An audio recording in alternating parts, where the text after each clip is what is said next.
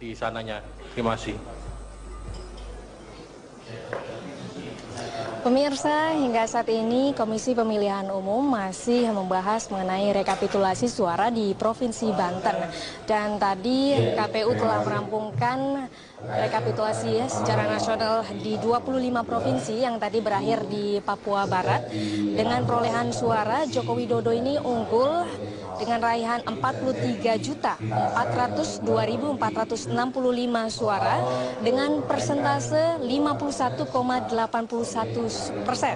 Sementara itu Prabowo Hatta berhasil meraih 40.373.355 suara dengan persentase 48,19%. Dan dengan total partisipasi masyarakat sebanyak 69,84%. Hingga saat ini KPU masih melanjutkan proses rekapitulasi suara untuk Provinsi Banten. Mari kita saksikan bersama. Ke DC itu ternyata yang dibacakan masih DP lama. Nah, kemudian DC yang diberikan ke kami itu kan setelah pleno selesai, kira-kira begitu. Sehingga kita baru menemukan itu setelah pleno selesai. Tetapi bahwa proses perbaikannya itu sudah dicatat dan itu melalui masukan dari Panwaslu kami. Itu di poin D halaman 2. Itu yang pertama. Kemudian yang kedua terkait dengan laporan pelanggaran di BSD Serpong Tangerang Selatan. Kami sama sekali tidak menerima laporan soal itu di jajaran kami, karena sampai selesai Panwaslu Tangsel itu hanya menerima laporan itu hanya satu kasus, tapi bukan soal itu.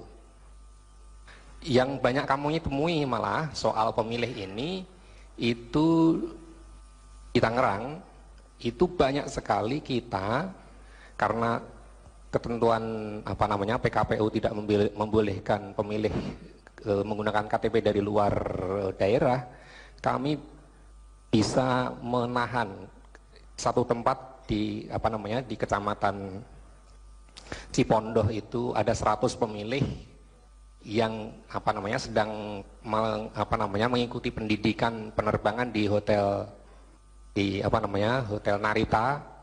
Itu mereka semuanya dari luar daerah. Kemudian pada hari H mau menggunakan hak pilihnya, tapi karena memang ketentuannya tidak membolehkan, kami tahan.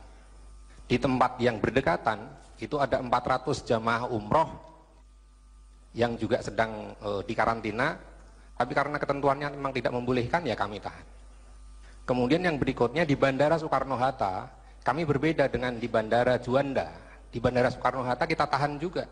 Banyak sekali pilot-pilot yang turun dari penerbangan dan pramugari-pramugari turun menggunakan hak pilih dengan C6 dari TPS asalnya, kita tolak.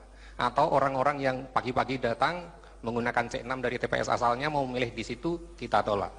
Itu banyak sekali, sehingga tidak terjadi sebagaimana di Bandara Juanda yang harus dilakukan pemilihan ulang.